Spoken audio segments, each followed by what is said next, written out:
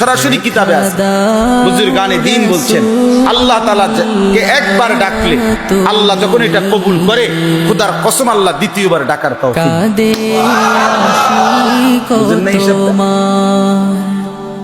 প্রথমবার ডাকলে যখন আল্লাহ কি করে, সাথে সাথে বান্দাকে আবার কি করে, বারবার সে ডাকতে বারবার।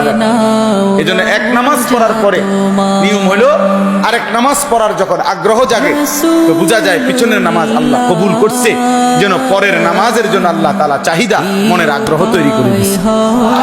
এই জন্য সকালের নাস্তা যখন কারো হজম হয় তারই দুপুরের খানার চাহিদা হয়, দুপুরের খানা যখন হজম হয় তারই রাত্রের খানার চাহিদা হয়। তাহলে বোঝা গেল রাত্রে খানার চাহিদা হইছে, পেটের ভোক লাগছে, মানে দুপুরের খানা হজম হইছে। ঠিক জোহরের নামাজ পড়তে মন চাইছে, তো এইটা প্রমাণ করে তার ফজর আল্লাহ কবুল। আল্লাহ আমাদেরকে তৌফিক দান।